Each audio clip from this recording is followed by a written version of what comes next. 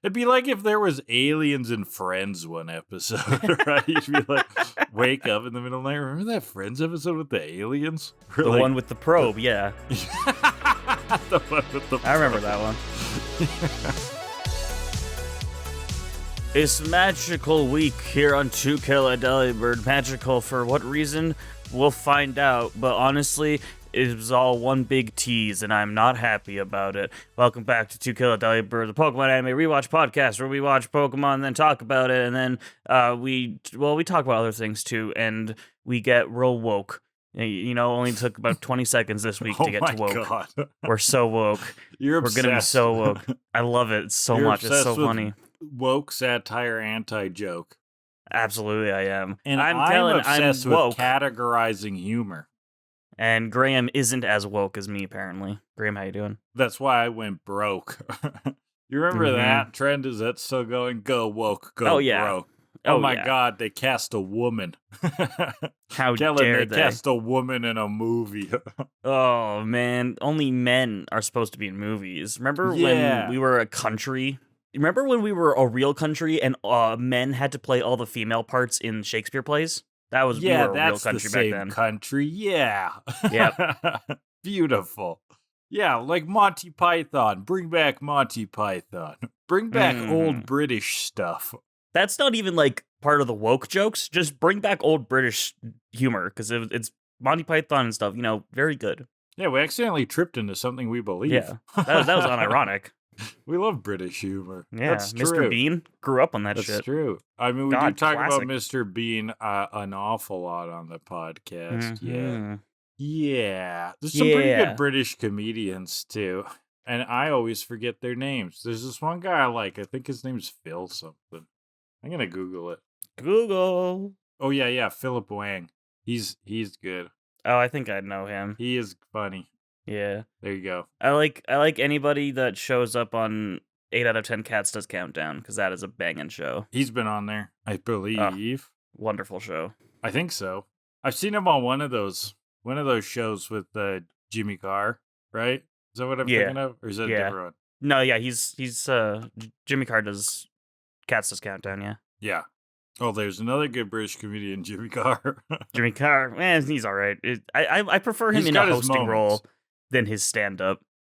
I agree, but I think he's better. He does play off people well. So yeah, Sean Locke, God rest his soul, he was very funny. I don't know if I know him.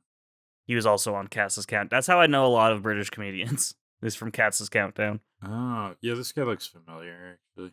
Yeah. Anyway, this is neither here nor there. We're just naming British comedians. We're just naming. What British about the now. guy that is in the IT crowd? Oh, Richard Ayoade? Richard Ayoade, yeah. Yeah, he's very funny too. Yeah. I think he's British, or is he like from New Zealand? I don't know. He's something. He's from one of those countries. British. Yeah, he's British. Yeah. Yeah. He's from somewhere in there. Yeah. Sometimes that neck of the woods. Like British people hate this, but sometimes Australian, British, New Zealand, South African accents. I know these sound different, but sometimes I mix them up. Wow. I can't believe you would admit that. Is that brave? You're gonna get canceled for that one. I'm gonna get canceled for mixing together those accents. There's certain things they say that then I'm like, oh yeah, that's different. You trying to say that they all sound the same? Can't yeah, believe they all sound the same, Kellan. Can't believe you. I just don't hear accents, Kellan. I'm so woke, I don't hear accents. Oh my God. So I finished my 3D Zelda journey. Oh, I did it. My goodness. Are you gonna give us a ranking? Is that what's happening here? I'll give you my Skyward Sword thoughts, but for a full ranking, I'll get to them this week. I'll put them up on the Patreon. And you played the original Wii version? Yeah, I thought about it. It's kind of weird because that was the only original that I played. Every other 3D Zelda I played the remake/remaster. Yeah, that is weird. I just don't own Skyward Sword HD. I might rent it from the local library if I can find it, just to see how the controls are. Yeah, because I'm very curious. I didn't check it out at all. Yeah, I was like, I played that already. But I don't need to buy it again. I had played it too recently. You know, like I do buy remakes of things I've played before. Yeah, but it's usually if it's like been like 10 years. Oh no, Skyward Sword, it was good. I definitely had more problems with the controls this time than I remember having. Okay, that's so that wasn't fun. Boss Rush can kiss my fucking ass. Do you empathize more with the crowd that yeah. chirps about that? Oh yeah, that was a common thing, and you used to be like, I didn't really find an issue. So you found some issues now. So I found some issues, yeah. So okay, tell me about that's why I want to try out the Switch version so I can see how that stick control works, because that seems interesting. Yeah, just a lot of like I'm swinging to the left and it swings to the right, which is not good because then I hit the Bocoblin's electric thingy and I get hurt, and I'm playing on hero mode, so I take extra damage and die a lot more because of shit that is not my fault. Yeah, I remember that happening too a bit. I was telling you the main area I remember having troubles with was that pirate on that pirate ship. Yeah. Where pirates hang out. How did you find that part? That part was fine, typically. Okay. Like if I was just like calm and patient and took my time, I could typically make it do what I wanted to do, but it was not as intuitive as I remembered it being. Stabbing, I fucking hated stabbing. Yeah, stabbing sucks. It was bullshit. I seem to remember having some sort of issue with like ups and downs, but it's been so long I could be wrong. How do you find that, like vertical? The vertical was more responsive than the horizontal. Okay, I found. Yeah. But in terms of like the actual game structure, I think it's still a good game. It definitely goes on a little long. I think that Song of the Hero quest just feels very unnecessary. Throwing the tad tones at you and the stealth section, the random ass stealth section, and then that's one of the big pacing problems in the game. Yeah. And the last bit with the last dragon and like the sea that you have, it just doesn't feel like it's necessary. It felt like padding, I thought. Yeah, if they had like one quest to get the song or something, then maybe it would feel better, but I don't think you needed all three. But I like the dungeons are good, the items are fun, I like the upgrade system. I wish the upgrade system were used on a few more things, but whatever. I actually really liked the adventure pouch system, where you can only carry a certain amount of things with you, like bottles and whatnot, and you have to choose what you're going to take with you. I thought that was neat because you can have different play styles. So that's a fun part. Yeah, I don't remember that well, but that makes sense how you're describing it. I always really liked the look of the game. It looks nice. I've said this before on air, but I think it's a nice in between the more realistic view, like versions, the more gloomy versions, and the like bright Wind Waker-ish. Yeah, it's kind of mushed them together. The side quests are one of the better parts of the game, I think. Like Skyloft as a whole is just like a very nice area, and it's interesting to explore and meet all the characters. So that's a strong point. The sky sucks. The sky is boring. Sky's a little boring. Around. Yeah. It's like neat, and then it's neat the first time. Yeah. And then I'm like, he's gonna take me a whole minute to get over to the pumpkin landing. That's annoying. I do kind of like the diving down animation. Not that you need to see it over and over, but the first time it's like, whoa, cool. I think one of the problems I have is that the whole world isn't connected. And so it doesn't feel nearly as open as any of the others, you know? It's not. Like, it really feels much more closed off.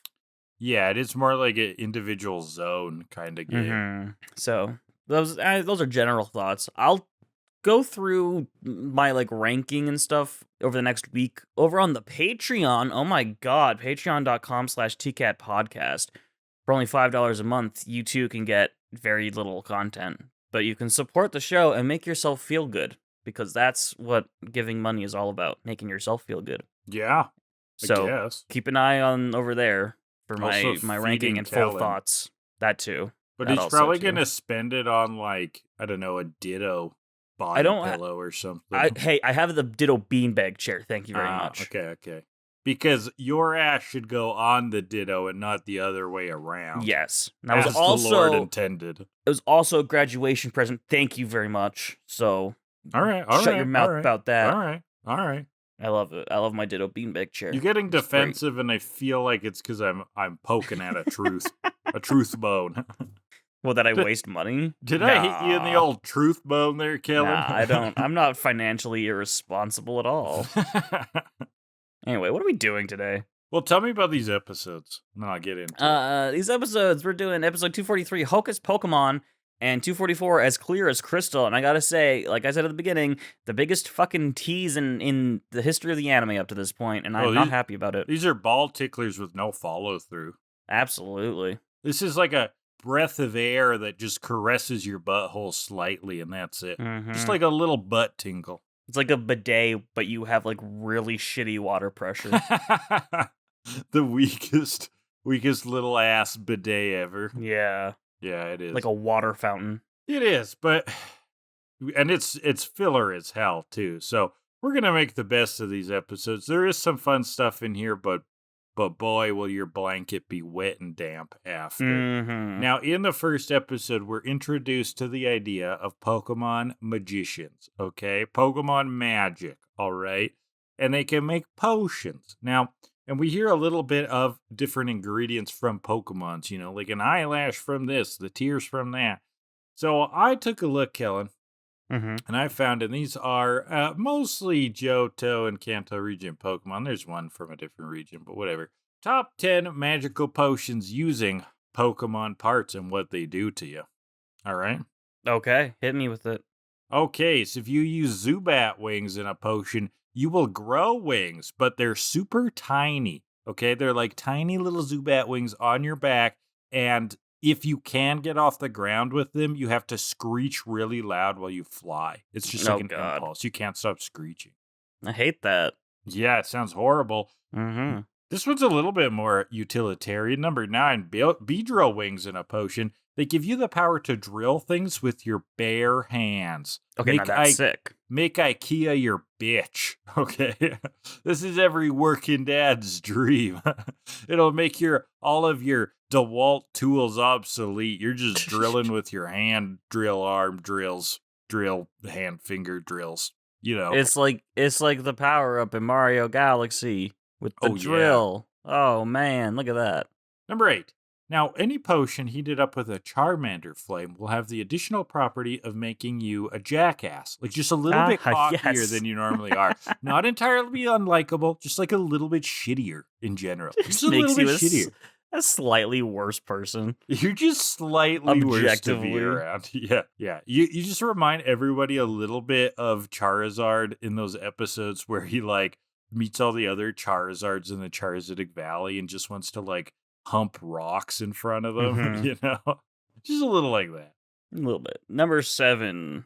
Sandshrew toenails. Now, this potion makes Kellan hate you, and he'll never know why.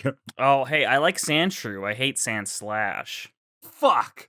Sandslash toenails. This potion makes Kellan hate you, and he'll never know why. Sandshrew at least is cute, so it's got that going for it. Sandshrew toenails. This potion makes Kellan think you're cute, and he'll never know why. Number 6. Now, the blood of Mr. Mimes actually summons Danny DeVitos. There are now dozens of Danny DeVitos roaming the land. Mr. Mimes are now in protection, not because they're endangered, but because the original Danny DeVito is protecting his IP, which is himself. That went places that I don't know what to think about. Rise of the DeVitos. Yeah. Just like a field of Danny DeVitos running around going, DeVito. DeVito. Oh, yeah, but they're Pokemon, so they only say his name. Yeah. One of them is like, Trash Man. Rumham. Yeah. Number 5. So there is a cult, Kellan, that sticks Kadabra spoons up their asses to gain psychic powers. Of course. Now, you'll notice that this isn't actually a potion, and it doesn't actually work. They just have a fetish? They thought it would give up powers, and hasn't yet. That's what the leader said. Exactly. Yeah. Now, everybody grab your spoons. Number 4? 3. Number 4. Tears of a Love Disc in a potion. People thought it would be a love potion and would drink it together on a date, right? It turns out it doesn't do that. It just gives you bad gas. This has led to some of the worst dates of all time. Because Love Disc is fucking awful. There you go. Doesn't even bring the love, just the farts. It's just so shit. I don't even know what a Love Disc is. I just saw it on a list of Pokemon. It's bad. Oh, okay. That's all you need to know. It's bad. Well, this next thing is bad in the way that the kids say, where it actually means good. Number 3, Pikachu penis potions. Makes things electric in the bedroom, Kellan. Number 2. Now, is it for your penises, or is it made out of Pikachu penises? Do you want me to get into that? That's a great question that doesn't need an answer. You're right. The mystery is more alluring. Yeah. Number 2. That's Meowth charms, ground and snorted, enhance your gambling odds very slightly. You know that 90% of gamblers quit right before they hit it big? Don't spread that, Kellan. You're just gonna fuel some addictions. Also, many states and provinces offer opt-out programs, so look into them if you have a gambling problem. And don't go tracking down Meowth charms. Or do. Yeah, that's unethical. Yeah, what an addiction that would be. Follow them around and wait for them to shed. Don't rip it off their faces. If this was real, actually, this would cause a huge problem. Oh, you yeah. know, they'd be illegal in Nevada to start. I imagine it would be illegal everywhere. Yeah, true. It's like the luck potion in Harry Potter, and then everyone asks, why didn't they always use that? Regulations. Come on. Number 1. Number 1, Misdrevious necklace. Okay, burnt into a potion, cooked into a potion, stewed into a potion. I don't know, potionified. It just kills you?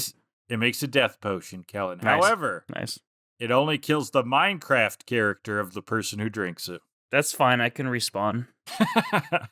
I'm not in a hardcore world. It's a suicide potion in Minecraft. It's just in Minecraft. Just in Minecraft. It's the unalive potion. Unalive potion in Minecraft. In GTA 5. Hypothetically. All right. Okay, let's get into these wet farts of episodes. Yeah, okay. So let's do episode 243. I can be Hocus negative Pokemon. about Pokemon right? Because I don't want to be negative on this show all the time. I think we're positive, right? I was hyping up the Price episodes. I think they were great. I think they were icy delicious. I love that old man and his behavioral problems, right? Mm-hmm. So I can say that these episodes suck, right? These are bleh, whatever. As Clear as Crystal actually is okay. Hocus Pokemon is kind of funny, but it's so stupid and it doesn't go anywhere. It was pointless. It's 20 minutes of build-up. Yeah, with no payoff. And then 30 seconds of payoff, right. Which is really bad. Yeah, I agree with So, Hocus Pokemon, we're continuing to Blackthorn. We're in the mountains. We see a Murkrow. Man, even Ash remembers this thing. It's telling him something. And then some British girl in a witch costume comes running in and cuddles Pikachu. Like, oh, I found a Pikachu. I've been looking all over for it. It's like British Valley Girl is what I wrote down. Yeah. It's like Valley Girl accent mashed up with like a British accent. It's a Valley Girl doing a bad British accent. Yep, you nailed it. That's what it is. This is Lily. She's a Pokemon magician. Yes, and so that's her Murkrow. Now Murkrow, Togepi, and Pikachu are playing, which was a very cute little shot. Very cute. Lily is just obsessed with Pikachu here. She desires this Pikachu for a magic show. She's almost used this spell, okay, and she needs a bolt to use it. And also the mane of a Raichu, which she already has. I don't know. Well, she was like, she tried to use a catching spell to find a Pikachu, but she needs a hair from a Raichu to do that one, which is very confusing. And the gang's just looking at her like, what are you talking about? Yeah, Pokemon magic. Like, that's not real, right? Like, yeah. We capture magical creatures in tiny balls, but magic? But you are shitting bricks. Yeah, you're crazy. Brock flirts with her, of course, with the caped cutie. Wow, she has him under her spell. Whoa. Misty asks to see some magic because apparently, she always wanted to be a magician. Yeah, where this came from, I have no idea. This is a concept came out of nowhere. This is the kind of thing where like you watch a show. This sometimes happened in old sitcoms where suddenly you remember that there was like an episode that you're like, oh, they did what on that episode? Like it'd be like if there was aliens and Friends one episode, right? You'd be like, wake up in the middle of the night. Remember that Friends episode with the aliens? The one with the probe, yeah. The one with the probe. I remember that one. Yeah. That was quick, Kellan. Good job. That's what this feels like. Like, this just isn't a concept in the Pokemon, and then suddenly it is. And then, yeah, because, like, we've met a magician before. Remember Melvin? Melvin the magician. But he was like we've met stage magic. Yeah, he was a stage magician. And now this is, like, actual legitimate magic is there. Exactly. So it's like, where did this come from? And I don't even think this is, like, a crossover or anything. Like, it would be kind of funny if they did a crossover with, like, a Magical Girl anime or something that was, like, a one-off, I don't know, anniversary with Sailor Moon or some shit. Like, that'd be fun. Because then you would just sort of non-canonize it in your head, right? Like, oh, that was just for, like, the crossover episode. But this isn't a crossover with anything. It's just, there is magic in Pokemon. There's magic in Pokemon now. Cool. But there aren't many magicians, so that's why we haven't seen, any to this point. They're a dying and why we probably won't see any again. Well, magic apparently is also like a science. It's a dying art. She looks inside of her magical tome. It's like this ancient language that only she can read, that's been passed down through generations. She finds one where she can give Misty softer skin. Wow. Yeah, of course, it's got to be cosmetic. That's the trope. Hey, she does this thing about saying how magic is science there. Okay, that's kind of interesting, but it never comes up again. So it wasn't really like a chemistry, theme. Essentially. Like, it's not like magic wand magic. It's potion brewing. Yeah, it's potions. It's potion brewing. Well, and there is always that idea, right, that to advanced enough... what is the quote? The Arthur C. Clarke quote. To a primitive enough civilization, advanced technology will seem like magic. That quote. Yeah. But she just brings it up and then goes past it. So not really much of a theme there. Pokemon magic is dying out. We've been hunted. We've been killed. People hate us.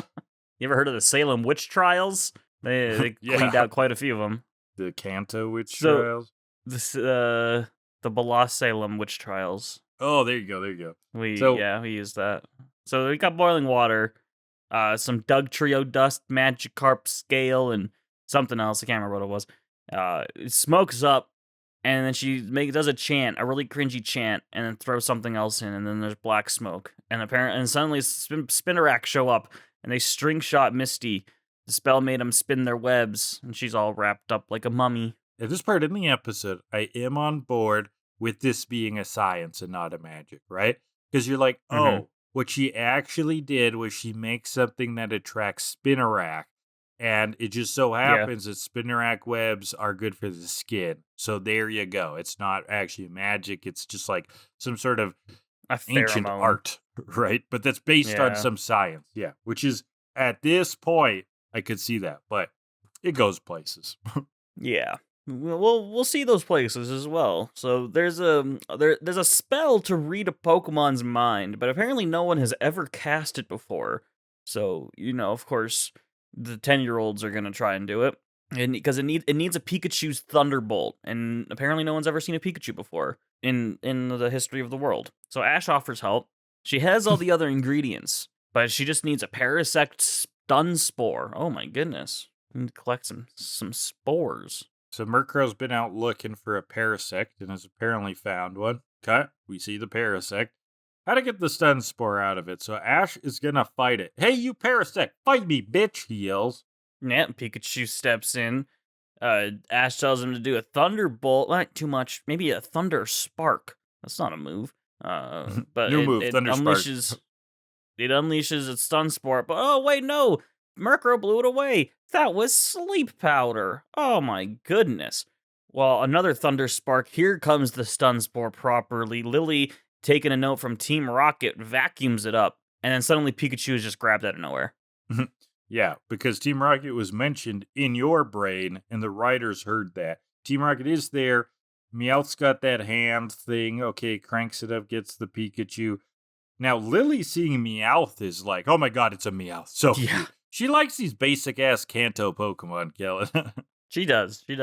Prepare for trouble just because Meowth's got Pikachu by the paws, and then, Lily, interrupts and fawns over Meowth. She also needs the dirt from underneath his claws. That's part of the potion. So Murkrow heads up to try to get it, but then pops the balloon as part of it. I think it actually does get the... Does it get the dirt? I don't know. Not yet, I don't think. Not yet. Okay, so pops the balloon, Pikachu's dropped. Yeah, they cut away. They crash. The Team Rocket balloon has crashed on this like narrow ledge, right? And they're all out there. They're like balancing various precariously. One little sniff of the wind would knock it over, kind of thing, and then Wobbuffet appears. So things are getting even more precarious. Yeah, and then here comes Lily, who chased after them, approaches them very easily, takes the dirt, leaves, and then the cliff breaks and they fall. Team Rocket falls. Cartoonish timing. I like that bit, actually. One item left that we need for this spell, and it's Tears of an Apom. We need to make an Apom cry. How do you make an Apom cry, Kellan? This sounds like it's the start of a kids in a book. Kill his family. How do you make a Apom cry ethically, Kellan? Tell it a poem about killing its family. Yeah. Oh, it's like if you give a mouse a cookie. Yeah. If you give an Apom a kick in the banana. ass. No. A banana. Give an Apom a kick in the ass, you get Apom tears. I don't think we should write kids' books. Probably Actually, not. we should write kid books. Higher up. I would love to. Yeah. With this, though, I do have a question that kind of goes back to your bit from today. From Alex, who just keeps moving up in the world, the new VP of Joy for Joys, a nurse joy therapist program. Well done. I actually just learned about in some big banks, they give the title out VP basically ceremoniously, just meaning you've been there for a certain amount of time. So I'm not impressed by VP anymore. Sorry. Wow. Okay, Alex, you need to do better next week. Yeah. Alex wants to know, we hear a variety of ingredients from Pokemon in this episode. Which food made from Pokemon would you most want to eat? And they give us some examples. Combi honey, squid egg pasta from Octillery Inc., an omelet made from Pokemon eggs. My mind immediately went omelet made from Execute. Ice cream from Miltank milk. Ooh, interesting. Oh, I mean, Miltank milk's supposed to be top tier, right? Imagine the cheese. Oh, give me that dank-ass cheese. Yeah, give me that stinky Gruyere. Give me that stanky Gorgonzola from a Miltank. Yeah. Yeah, stank me up, Miltank. What was the... Okay, I mean, Combi honey sounds good. Pretty delicious, too. What was the second one? Squid ink pasta made from Octillery Inc. Yeah, fat squid ink pasta. Yeah, no big deal. Nothing to write home about. Pasta itself is great.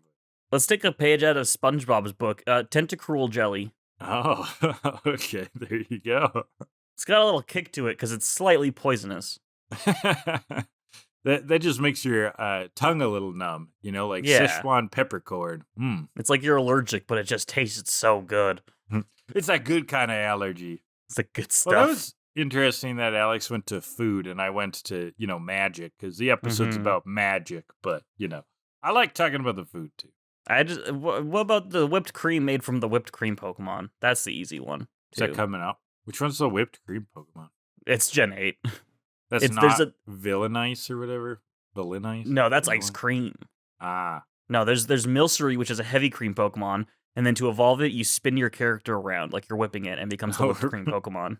Oh, right. That's fucking which crazy. Is my favorite evolution method. So funny. Yeah, they did go from cows to actual dairy products. Straight up dairy, yeah. Like next there's going to be like a Go-Gurt Pokemon.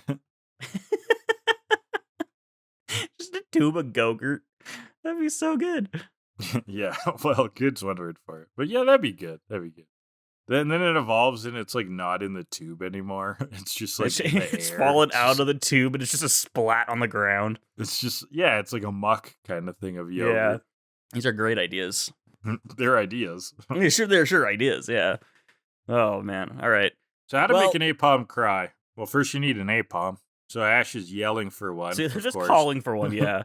Because that's what they do, right? Apom! Yeah. But the funny part is, the subversion, non-subversion, I guess, Pokemon trope kind of way, it just appears.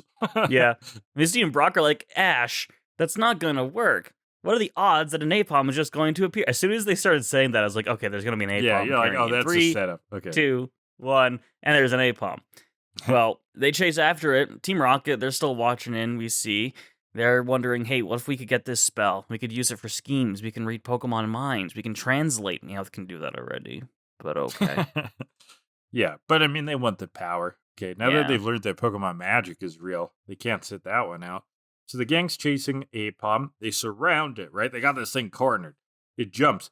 And what's this? Team Rocket nets it, okay? Whoop. Grabs it in a bag. Crazy. And they take Lily's bag as well. Prepare for trouble, and now make it double.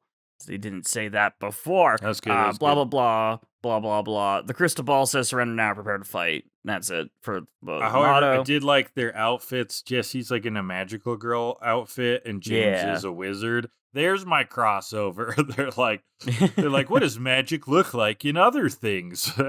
In other kinds of media. So I thought that was funny. I really like their outfits, yeah. The gang calls for them to give it back. No. The typical, exchange. Murkrow flies up, yeah. Yeah, gets punched. Yeah, really hard. Got like a mech hand, punches it, and then Team Rocket leaves. Yeah. So Lily's crying. Oh my god. Ash is fired up. He's getting real serious. When I'm finished with them, all they'll have is a busted balloon. Yeah, nice. Ash. Nice Ash. Meaning he's gonna kill them. Yeah, I think so. They don't have lives. They have nothing. Team Rocket, they're going through the spoils. They have no idea what the hell any of this is.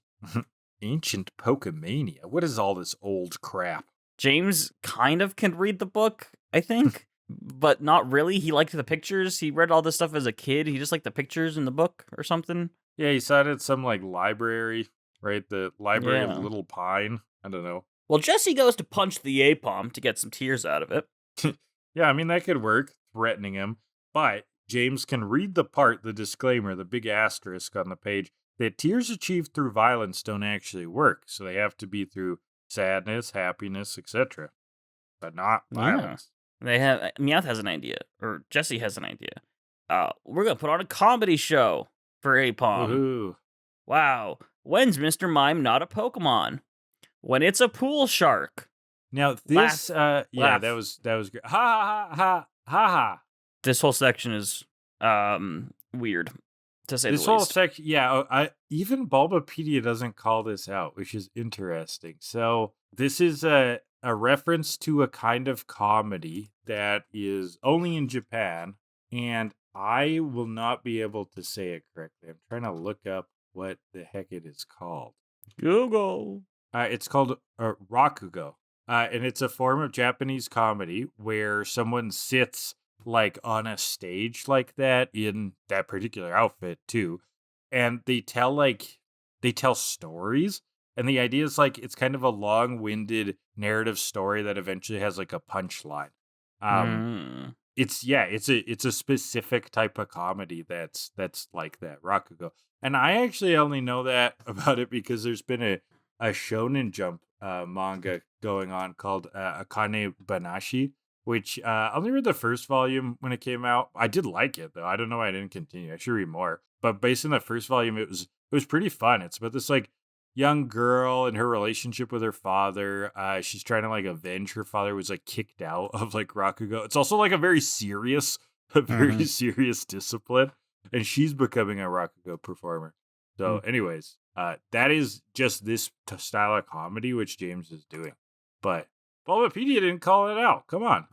Do I need to make an edit? Yeah, what's wrong with you, Bulbapedia? Maybe we should start making edits. Yeah. You should. Maybe we should get in the game.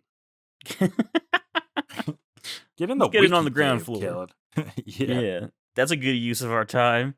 She has more jokes, though. Like, she's holding up pictures when she gives the punchlines. Tangela's favorite song, and she holds up the picture, and Tangela's cooking food, is "Come Fry With Me." Ha ha ha ha ha ha ha ha. I love that it has absolutely nothing to do with what the Pokemon is called, and it's all about the picture, and that's it. They don't translate.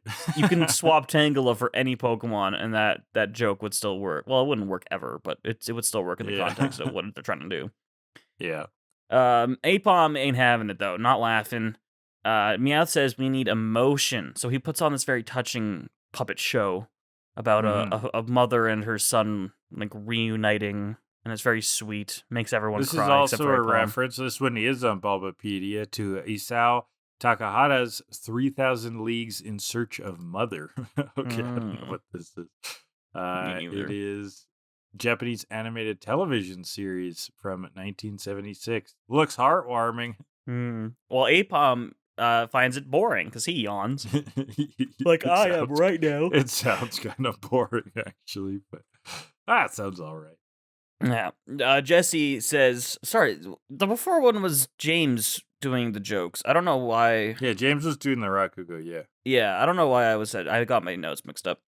Jesse says we need style and grace, so it's time for her show. Cut to the gang, they can't find him. Murkrow may have. Cut back to Team Rocket. Jesse dies. Yeah, she's doing this very cliched story, right? She's basically doing Romeo and Juliet, and she's saying farewell, but it's like in the snow, and Wobbuffet's up above, like raining down snow, which was pretty funny. With the stagehand outfit of like all black and the veiled cover. All black and the veiled cover. Yeah, that was good. Great. Loved that outfit. This episode has fun little bits. It just like isn't coherent, but it's got its fun little moments. Wobbuffet sprinkling down the fake snowflakes. You mean the liberals?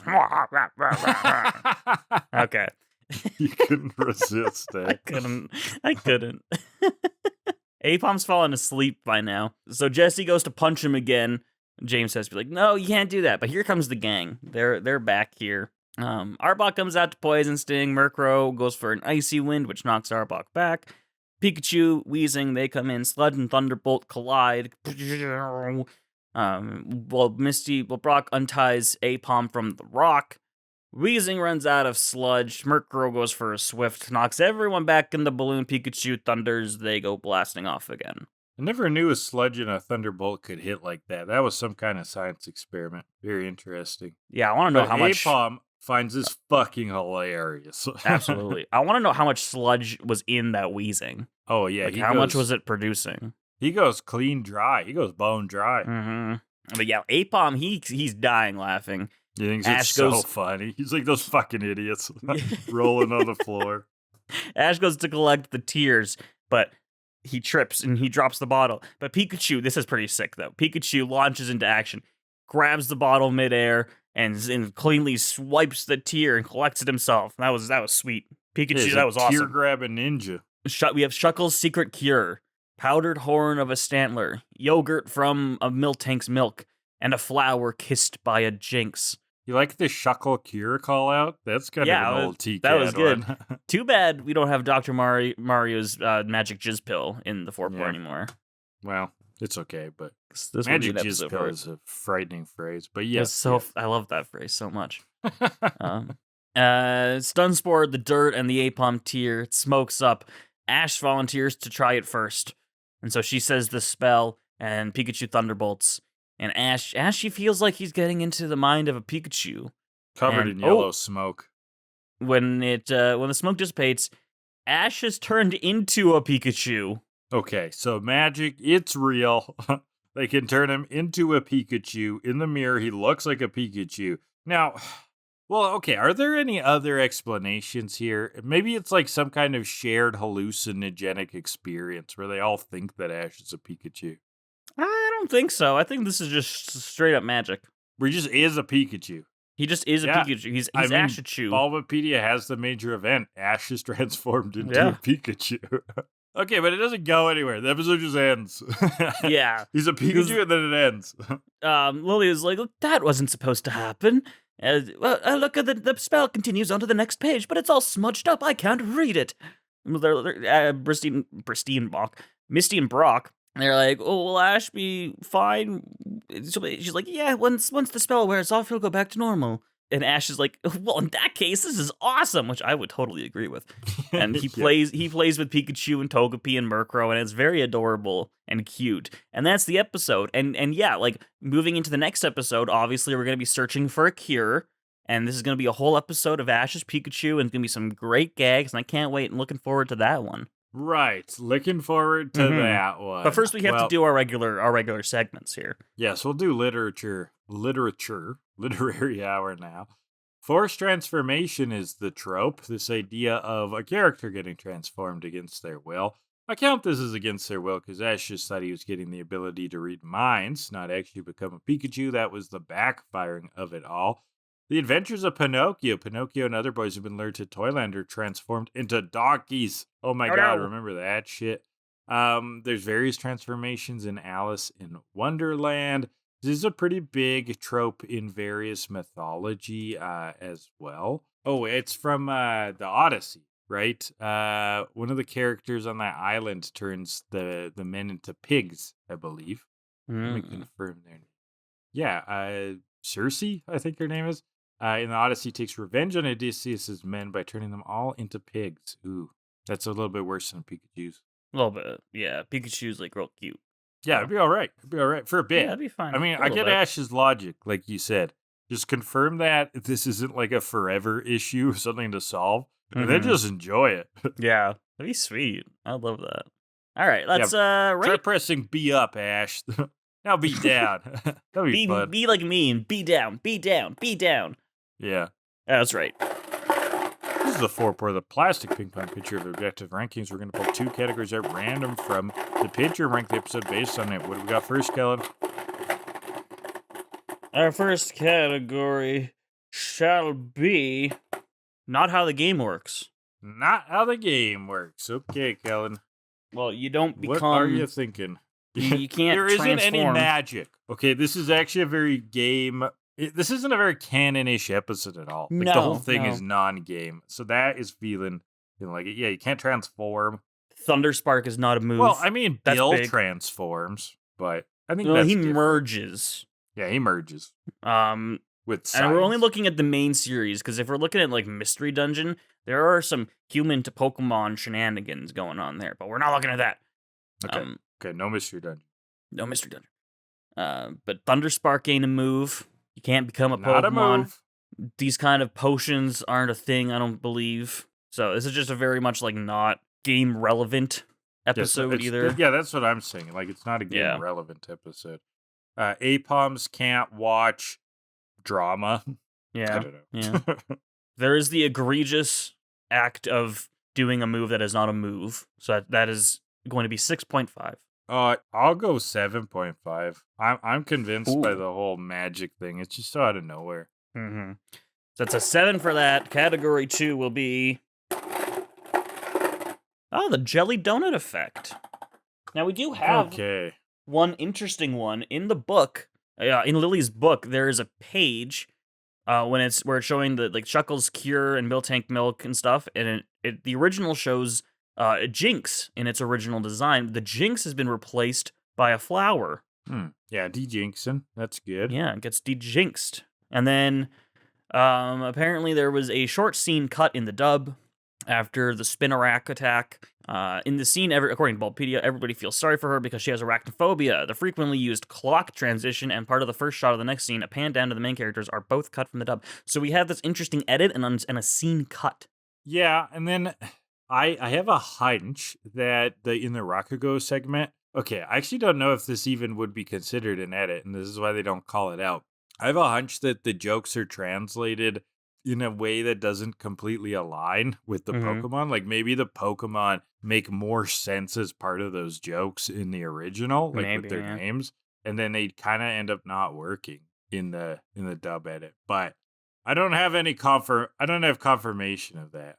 I'm willing to give it a couple points just on the fact that the format of comedy, the comedic format, it's like doesn't very translate. Specific to Japan. Yeah. It doesn't translate if you don't know what that is. Like, and I wouldn't have known. Like I said, I wouldn't have known what that was until I read that manga. Right. Yeah. Like, so it's not like a well-known thing outside of Japan at all. Yeah, so I'm gonna go 5.8. Yeah, interesting. I got to stew on this, but no, I got to give an answer. I'll give flat 5. These are solid, but like they're interesting, but they're kind of not. Like they're there, they're substantial, but maybe I don't find them that interesting. Is what I'm trying to say. So 5, flat 5. That's a 5.4 overall for Hocus Pokemon. A 6.2. That's more than it deserves. Now let's get into episode 244, As Clear as Crystal, where we're continuing on. Ash is still a Pikachu, and now he's not. So, oh my god. Like, I was mad at the end of the last episode being like, okay, he transformed and then it's just done. I was like, what the hell? And then this starts, he's still Pikachu, and I was like, oh, neat. This is going to be a thing. And then, no, it's not a thing. So they just, like, they bait us and trap us constantly, right? Like, I felt duped by that twice.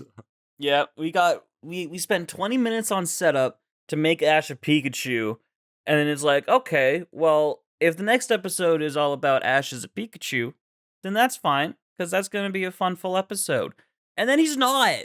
Come on, man. He's just not, yeah. It would have been so cute and fun, and I'm so sad and upset about it. I think we get the implication that him and Pikachu just, like, played, like, hung out for a while, because Pikachu looks really, like, happy, but, like, we don't know anything that happened. Maybe that could be a little bit like a short, right? Like a little side short would be fun. Yeah. Well, oh well. Blackthorn City should be just over this hill, or not. There's no city, more trees. Let's check the old map-a-roo, and we're lost. Misty plays that old gendered cliche. You just can't ask for directions, eh, boys? Yeah. She gets very angry. She liked Ash better when he was a Pikachu. I would like to have seen any of that, but okay. Life's too short to be so worked up, Misty. Misty does that big head mad animation. Yeah. Beautiful. I love that. I love big head Misty. So we're seriously lost. Misty's still mad. Misty's mad. She needs to get to a center. She needs her beauty sleep. And Ash is like, Misty, you don't need beauty sleep. Oh. That doesn't even go into a burn. Was that was just flirting. That was just flirting. Was that just a compliment? I was totally expecting another line after that. Yeah, there was no punchline. And even she didn't really know what he was getting at. Yeah. She's like, okay. I was expecting, like, you don't need beauty sleep. Not like it would help anyway. Hell. Exactly. Yeah. I thought I was going there too. Yeah. You need a beauty coma. Oh, Kellan. Oh, I'm on fire. These are Firing good, yeah. All cylinders, which is crazy because I am so fucking tired. Like, more than normal today. You like, have never been not tired in your life. That's true. Oh. I'm sorry. I'm sorry, that's horrible. Horrible. So suddenly a couple of people in very colorful suits, they show up. They got a machine. They can recharge Pikachu. Oh my god, how convenient. How helpful. Yeah, beautiful game show host it's looking like. With a Pika Power Mach 2, I think it's called. Something like that. It's going to recharge Pikachu, stick him right in this chair, and of course, that just happens. Like, things move so fast, right? When Team Rocket pops up, that Ash is like, hey, what's going on? What's going on? Then boom, a balloon pulls this chair up into the air, and we get the Team Rocket chant. Prepare for trouble, no time to spare, and make a double as we slice through the air. We'll cut it short right there. And they cut it short, which I always appreciate. Jessie's like, why don't you tell Pikachu to use Thunderbolt? And Ash's like, okay, Pikachu, use Thunderbolt. That can't be a trap. Pikachu, get him. So he does, and the Thunderbolt is sucked into the device. It drains any power source. If they order in the next 10 minutes, they get the sister product. It's like a little massager or back scratcher or something. Yeah, the Meowth back scratcher. Yeah. Very, very nice. Yeah, they do the whole infomercial. So Ash is just like, well, Pikachu, like, do it more. Yeah. Give him everything you got. We're playing on that old tactic of overloading it. And Meowth is like, everyone is, Misty is exasperated during that. She thinks that it's stupid, but he's going to keep blasting, and this works. Makes it blow up. Yeah, it sets Pikachu free, and Team Rocket go blasting off again. But now Pikachu's super tired, using up all of his electricity. Yeah, dude. And suddenly there's a girl. Maybe you're an electric Pokemon, and you just need to get a recharge. Maybe. Should we hook you up to a toaster? Let's go. In Minecraft. I'll take a bath with a toaster today, and we'll see what happens. In Minecraft. Take a bath with a toaster in Minecraft. Theoretically. So suddenly a girl appears. Yeah. Woman here. Woman. We never got her name.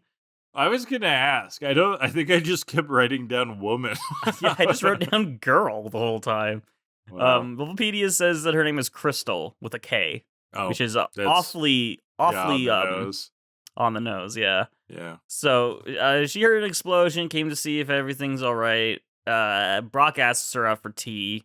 Yeah, he seems right away. She's dressed in kind of like archaeology clothes or something, and she's got a headband and colored hair. Not a bad design for a character of the week. Like, slightly interesting. But would have been nice if they named her, but oh well. I know. She's just woman. Woman. She can help Pikachu, but only if they make a solemn promise to keep everything they see a secret. And so the screen goes black. Something interesting. A breast. And we don't see anything of the secrecy because they had to keep it a secret. It's just a black screen for the next 15 minutes. 15 minutes. What about like when you watch it, you actually were seeing it, but at the end of the episode, there's like this like they Men in Black you. They Men in Black you, yeah. Yeah. So they're trekking uphill. She works near here. That's where we're headed. You see some electric Pokemon heading to the same place, and they arrive at a lake on the mountaintop.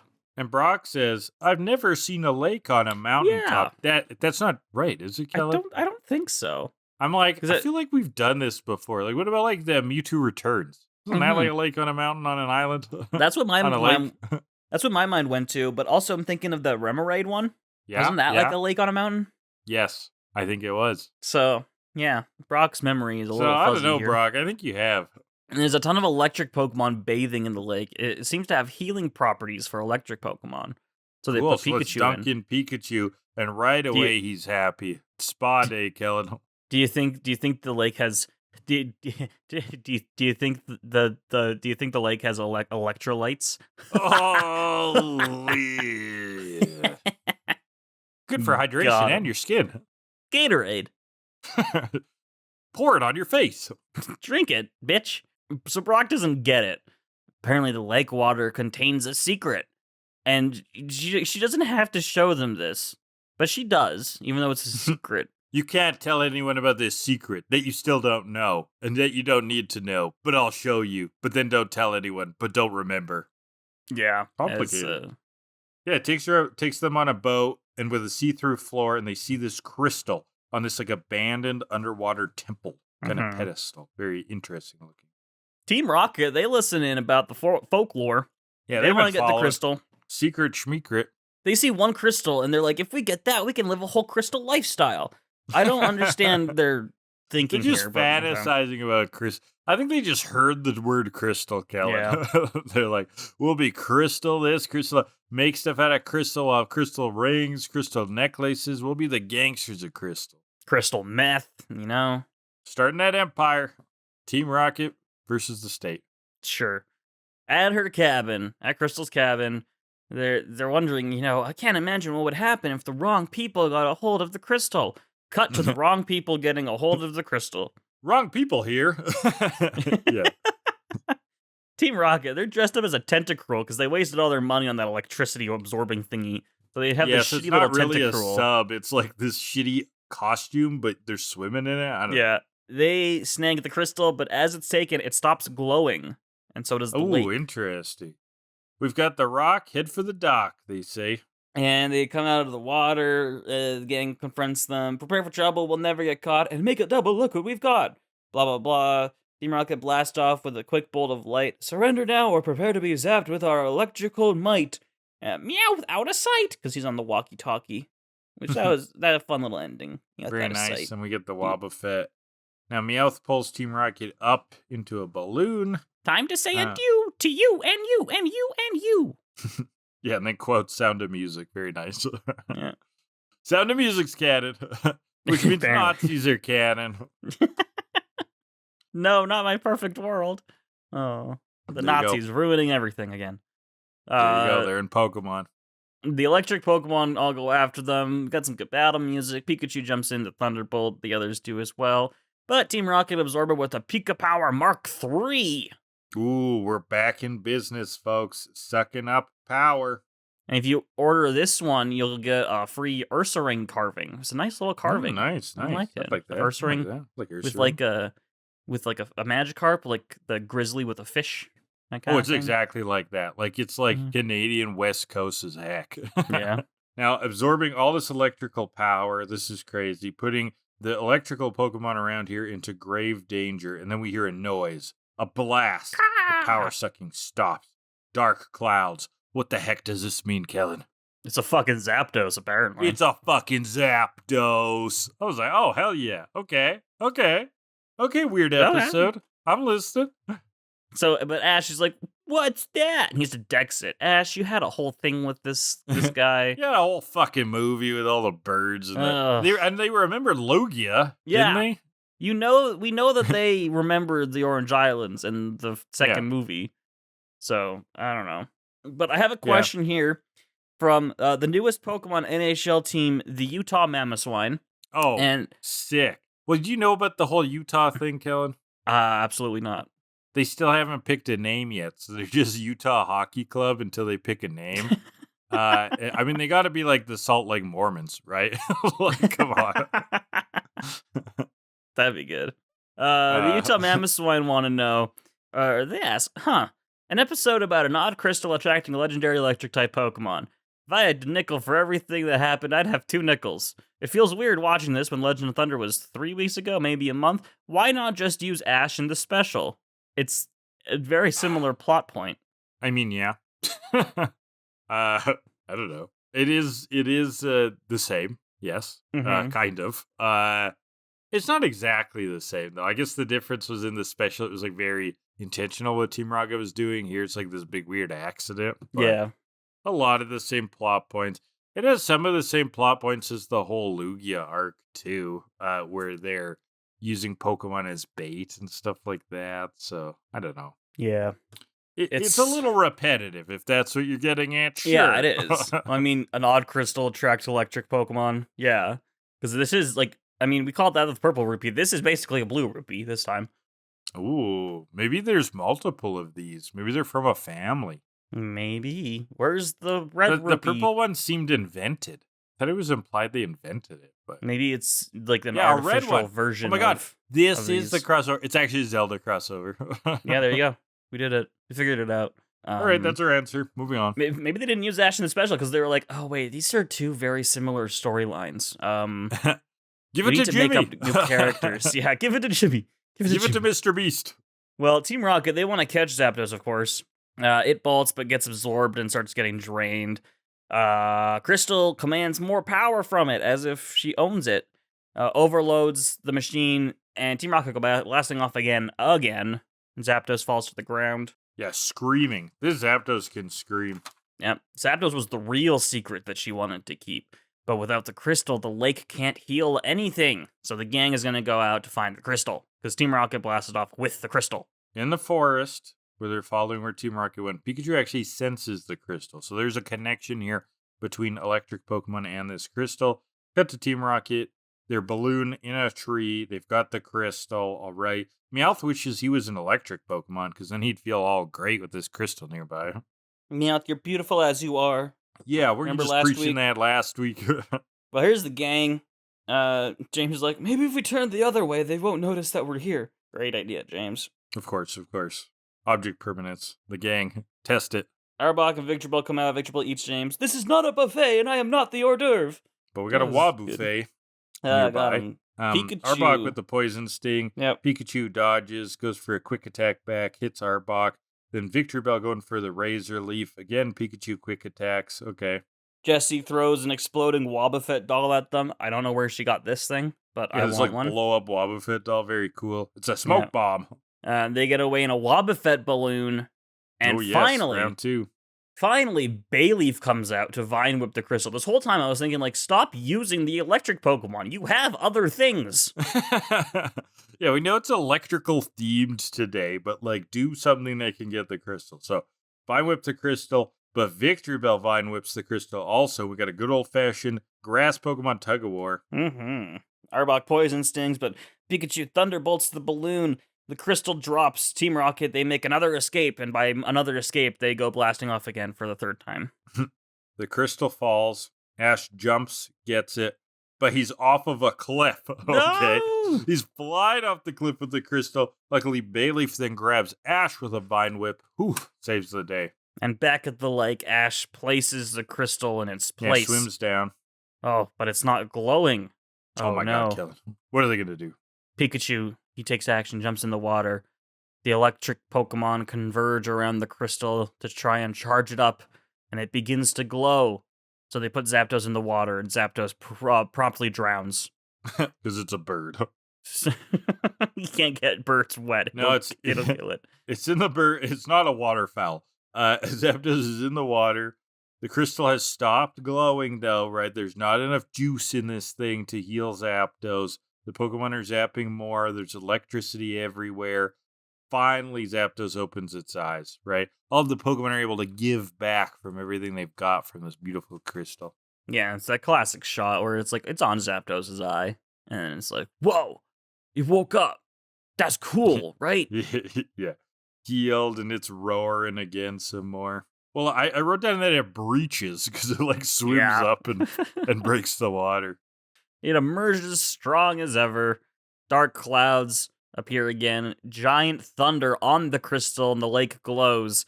Zapdos has recharged the crystal. Brock has it figured out. He's like, Zapdos' power must have recharged the crystal. Thanks, Brock. We figured it out. I mean, we need his Speedwagon explanation. Mm-hmm. It's just how this works. And it flies off to some nice music. That was nice. Good to see Zapdos. Nice, very nice. Good to see Zapdos. Totally randomly, but... yeah, not at a power plant. Yeah, what the fuck? Where's the power plant? Yeah, wasted on a fucking lake. God damn it. Well, we didn't see Moltres in... Well, there wasn't really a Victory Road in the anime. But, I mean, that was always a weird place for Moltres to be. That was very random, not very lore-based. I know, Seafoam was cool, Abandoned Power Plant, cool. Victory Road is just like, it's like a It's mountain. Just there. It's just there, yeah. Just chilling there. Fire Red Leaf Green put it in its own actual spot, which made more sense. But yeah, Victory Road is a strange place for it. They just didn't have any idea. It could have been like a whole volcano thing, and Moltres could have been there in Cinnabar. That would have been cool if we could explore a volcano. Would make sense. Maybe it got displaced after the whole lab mansion thing. Maybe. Fuck this. I'm going to go live my days in a cave. Yeah, as we all do. Away from society. Moltres just wanted to be a hermit. I don't want to live here I don't want to be on this planet anymore. I didn't ask to be a part of this society. I was just born into it. There you go. It's me at the first of every month when I have to pay rent. Right. Yeah, okay. So, at sunset. Beautiful sunset. Baby. The gang and Crystal, they thank each other. They'll keep the secret tucked safely away, which is great, because then we'll never have to reference it again. Excellent continuity there. Brock will tuck away her loveliness in his heart forever. Aw, and they head out. Meanwhile... And then we get a cut to Team Rocket. They're all hung together on a cliff, and Zapdos finds them. Just gives them a shock. Just bolts them. We blew it. That's crystal clear. And it really burns me up.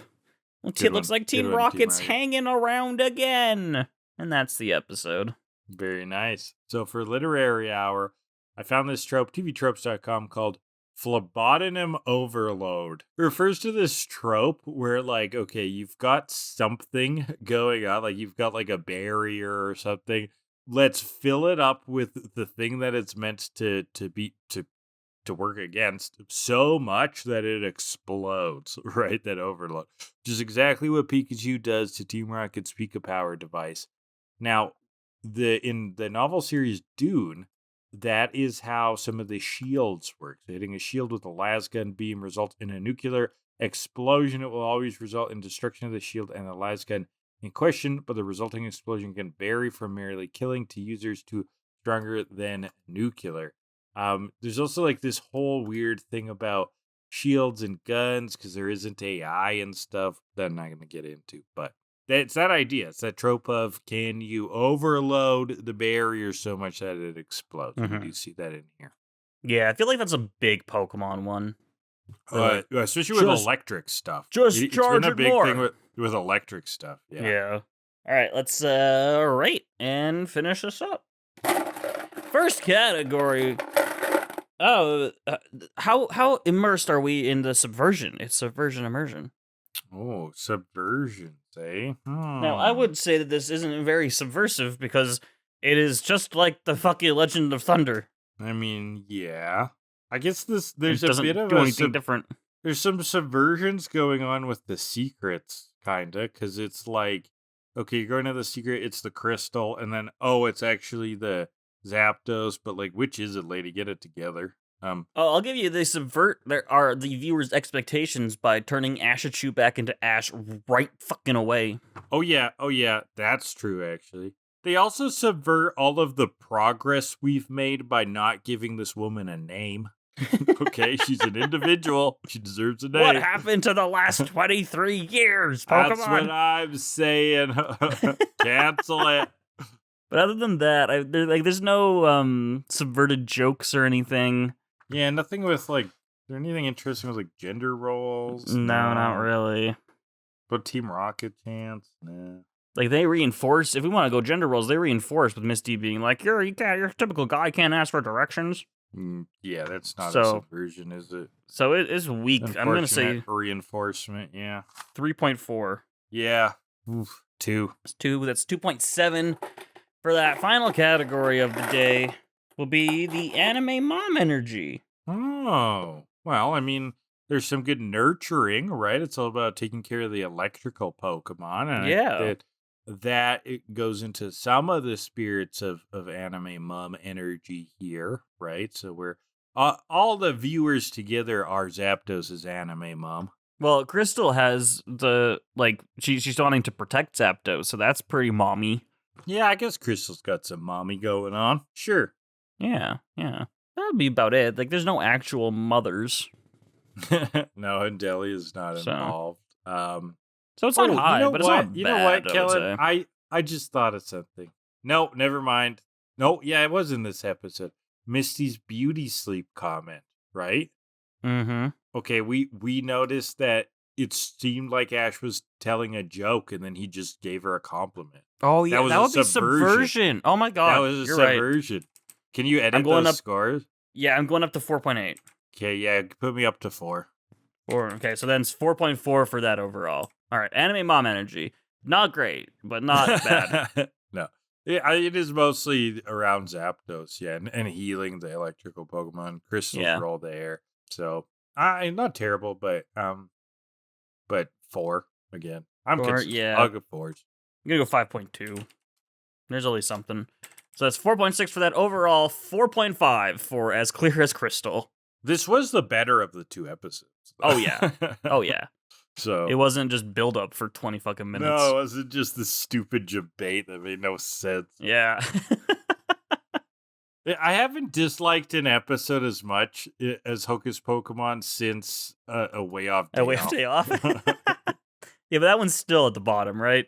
Yeah, that one sucked because there was nothing. It was like a waste of an episode. Yeah. Hocus Pocus was this, like a wet dream of an episode, like a blue ball of an episode, and the magic made no sense. Well, hopefully, what's not a blue ball of an episode are the 2 from next week, because that's it for this week. Do you want to know what we're doing next week? Yes, please. It's going to be episode 245, Same Old Song and Dance, or in Japanese, Purpurin Twins versus Purin! Exclamation. Singing Pokemon Concert! Exclamation. Singing showdown. Let's go. Followed by 246, Enlighten Up! Or in Japanese, Yadon's Comprehension! Exclamation. Satoshi's Comprehension! Exclamation. Comprehension Week. Great. Join us next week for Comprehension Week on TKAD. Yeah. Okay, I mean, we've got I think we're still in sort of funny filler territory, but sometimes those can be the most fun, right? And give us a chance to goof around. So looking forward to next week. Thanks everyone for listening. If you're on YouTube, leave comments down below. Hydra Leech is the channel. We love engaging with everyone on there. If you want to reach out, and also audio format only podcast, wherever fine podcasts are downloaded, please interact with it on the various platforms.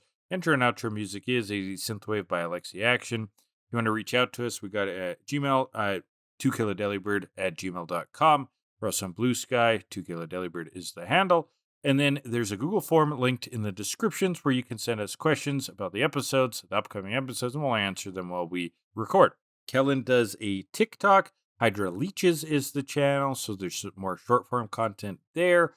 And then Twitch is twitch.tv/Hydra Leech. And then we've also got the Patreon where you can support the show if you want. Basically, just treat it like a tip jar. Kellan's thinking of putting up some of his Zelda thoughts from his recent playthrough on there. But again, treat it like a tip jar. Kellan, you're twitching lately. Now, I know you've been just killing yourself on this brutal Nuzlocke. You want to update the viewers on that? Plug it a little? As of the day of recording this, it took 16 attempts, but I beat Lenora finally, the second gym. They just throw way too much at you. It's total bullshit. I had to cheat a little bit to get past it. So hopefully by the time this comes out, I haven't died again, and I'm actually working through the rest of the game. But come hang out and watch me want to pull my hair out and bathe with a toaster in Minecraft. In Minecraft. Yep. Are there toasters in Minecraft? Is there toast in Minecraft? Only with mods. Well, that's that, and this is this. So, join us next week. Anything else, Kellan? I don't think so. What? Can I ask you this time? What did we learn this week? Oh, that's a great question. Fantastic question that not many people ask. I mean, we need to ask more so that people... Right, quit stalling. Shut up. Shut the fuck up. I learned that doing a pure episode of Setup that has no payoff is poor writing and leaves no satisfaction for the viewer, and thus would get you poor marks if you wrote that script for a script writing class. And I learned that lakes on top of mountains are actually giant bird baths. Oh, I like that idea. Yeah. That's a funny idea. Bird baths of the sky, some might say. Just a giant bird. Giant-ass bird. That's good. That's good. Well done. We learned many things. I don't know. And there's an island of Danny DeVito clones barking around like we Pokemon. Learned that. That one's good. You know, when we're trying to end the episode, I'm just saying the words. Words? I'm like that one, was it from The Office? I don't know what I'm trying to say, but I just hope I find the words along the way. Except I don't find the words. Maybe the words find you. And I don't complete it. Maybe at the end of the day, the words find you, Kellan. And maybe they'll find us all. Maybe the real treasure were the friends we made along the way. Oh, fuck off. That's so cliched at this point. Everybody says that all the time. I like it. I don't care. It's funny, Kellan.